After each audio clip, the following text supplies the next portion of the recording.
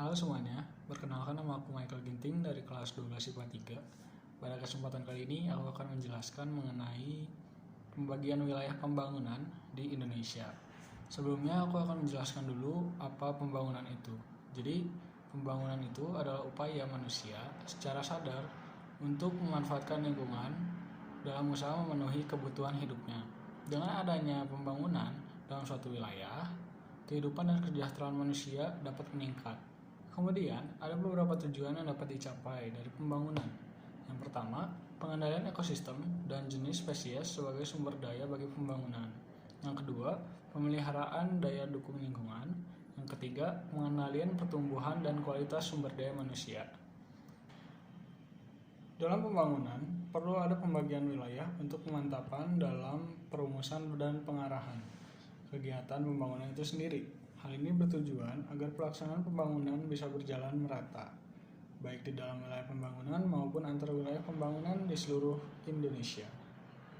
Kemudian, peta pengembangan dan pembangunan wilayah di Indonesia dibagi menjadi 4 saat ini, yaitu yang ada di sini. Keempat wilayah tersebut dibagi berdasarkan wilayah utama atau kota yang menjadi pusat pertumbuhan di Indonesia. Mari kita bahas lebih lanjut.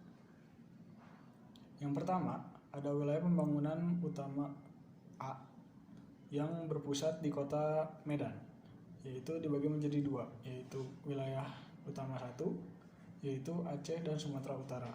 Kemudian kita masuk ke wilayah pembangunan utama bagian B yang berpusat di kota pertumbuhan Jakarta.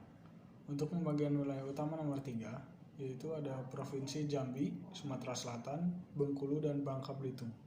Kemudian pembagian wilayah utama nomor 4 yang ada Provinsi Lampung, Banten, DKI Jakarta, Jawa Barat, Jawa Tengah, dan Daerah Istimewa Yogyakarta.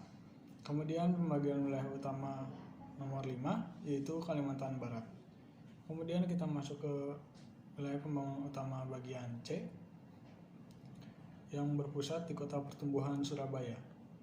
Untuk pembagian wilayah nomor 6 ada Provinsi Jawa Timur dan Bali. Kemudian pembagian wilayah utama nomor 7 ada Provinsi Kalimantan Tengah, Kalimantan Selatan, Kalimantan Timur, dan Kalimantan Utara.